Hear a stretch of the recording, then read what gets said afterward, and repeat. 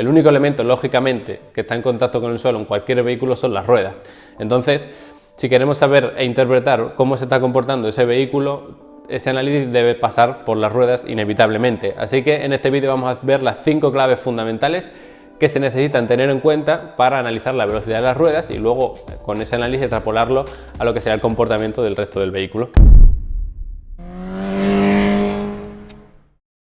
Muy buenas, pues como digo en este vídeo vamos a ver rápidamente las 5 claves fundamentales para entender la velocidad de las ruedas. Y el primero de ellos sin duda es entender el concepto de velocidad de giro frente a la velocidad lineal, es decir, esto suena un poco complejo, pero es muy sencillo. Cuando tú vas en un coche y vas a 200 km por hora, simplemente significa que en una hora has recorrido 200 km. Sin embargo, cuando hablamos de ruedas o de velocidad de giro, no estamos calculando la velocidad lineal, sino como su nombre indica, lógicamente la de giro, es decir, en un segundo, ¿cuántas vueltas ha dado esa rueda? Esto es un concepto mucho más común en el motor cuando hablamos de revoluciones por minuto, que eso no significa otra cosa que cuántas vueltas se están dando en cada minuto. Una revolución es una vuelta, pues si vas a 3000 revoluciones por minuto significa que ese elemento en concreto en cada minuto está dando pues 3000 vueltas. Entonces esto es muy importante tenerlo en cuenta cuando queremos ver la velocidad de las ruedas, porque siempre analizamos la velocidad del coche, a qué velocidad está yendo el coche en cada punto, etcétera. Sin embargo, no tenemos en cuenta a qué velocidad está yendo cada rueda de ese coche en ese momento. También hay que tener en cuenta, lógicamente, que una rueda que sea el doble de grande va a avanzar el doble de distancia por una vuelta que una rueda que sea la mitad. Es decir, si tú tienes una rueda que mide 1 metro de diámetro, por cada vuelta va a avanzar más que una rueda que de diámetro tiene a lo mejor 50 centímetros. Entonces no solo influye la velocidad de giro de esa rueda, sino también su tamaño. Y eso nos lleva directamente al punto número 2 de este vídeo, que es velocidad relativa frente a velocidad absoluta. Aunque sea un poco complicado, ya te digo que es muy sencillo entenderlo. Cuando tú estás viendo la velocidad absoluta de una rueda, en este caso, pues es como de rápido está girando. Sin embargo, la relativa es mucho más interesante porque no te está diciendo cómo de rápido está girando esa rueda, sino cómo de rápido está girando frente al resto de ruedas o frente a la velocidad lineal del coche. Entonces, es fundamental que tengas en cuenta el primer concepto porque aquí vamos a comparar la velocidad de giro con la velocidad lineal del coche. Entonces tienes que tener en cuenta el radio de la rueda también. Pero bueno, es muy interesante y es mucho más interesante que la velocidad absoluta porque si tú solo sabes que una rueda va muy lento, realmente no sabes cómo está yendo el resto del coche. Sin embargo, si tú ves que el coche va muy rápido pero esa rueda va muy lento, significa que se está bloqueando o está a punto de bloquearse. Y viceversa, si ves que el coche va muy lento y esa rueda va muy rápido, significa que esa rueda está patinando.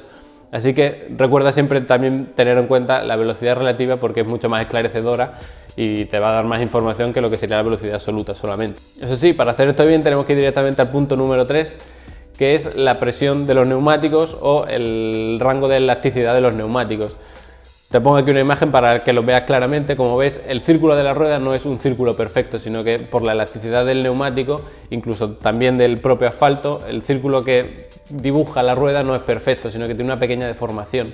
Entonces esto hace que por cada vuelta que dé la rueda no se va a avanzar lo mismo que si fuese una circunferencia perfecta de ese mismo radio que la rueda, sino que se va a avanzar un poquito menos. Entonces es importante esto de cara a lo que veíamos en el punto anterior, porque la velocidad relativa respecto al coche siempre va a estar un poco desvirtuada por esta deformación del neumático, porque nunca va a ser un círculo perfecto. Y todo esto que estamos viendo al final es solo cuando el coche va en línea recta. Pero ¿qué pasa si estamos girando? Eso nos lleva directamente al punto número 4 de este vídeo, que es tener en cuenta el radio de giro del coche y de cada rueda.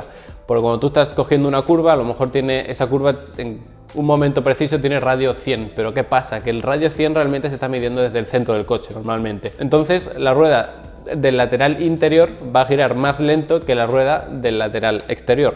¿Por qué? Pues porque para tomar esa curva el lado interior del vehículo tiene que recorrer menos espacio que el lado exterior. Entonces, cuando tú ves la velocidad relativa entre una rueda interior y la exterior en una curva, vas a notar como la exterior va mucho más rápido para poder equilibrar el coche, lógicamente, porque si fuesen las dos a la misma velocidad el coche iría recto. Luego ya habría que entrar a analizar el ángulo de Ackermann y demás, porque cuando tú giras el volante las dos ruedas no giran exactamente el mismo ángulo, sino que difieren un poco, pero bueno, lo fundamental es que tengas claro que la rueda exterior en una curva siempre va a ir más rápido que la rueda interior en esa misma curva. Y ya por último pasamos al punto número 5, que es el ángulo de convergencia-divergencia, o el toe en inglés, toe in, toe out, que es el ángulo que se le da a las ruedas bueno, para mejorar el comportamiento en curva, para mejorar el agarre y demás. Esto, ángulo de convergencia y divergencia, no es más que cuando tú tienes un coche recto, realmente el coche nunca tiene las ruedas perfectamente alineadas hacia adelante, sino que tienen ciertas convergencias, es decir, que están un poco, la parte delantera de las ruedas están un poco más juntas que la parte trasera, es decir, el coche no está totalmente recto,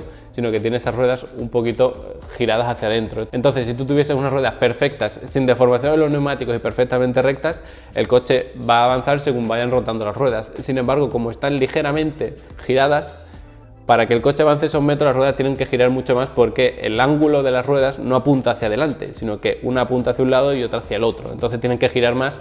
Además, eso aplica cierta deformación a los neumáticos, que bueno, provoca cierto sobrecalentamiento y demás.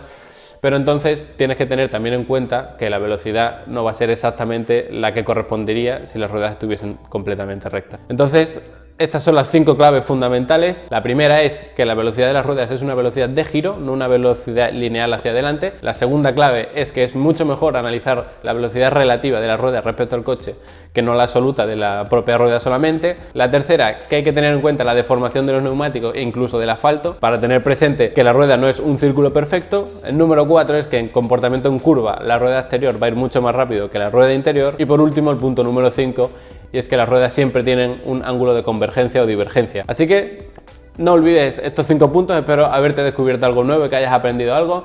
Te recomiendo que te suscribas porque además a lo largo de los siguientes vídeos vamos a ver cómo analizar los datos y gráficos de las distintas ruedas, tanto en velocidades absolutas como relativas sobre todo. Así que nada, esto ha sido todo por hoy y nos vemos en la próxima.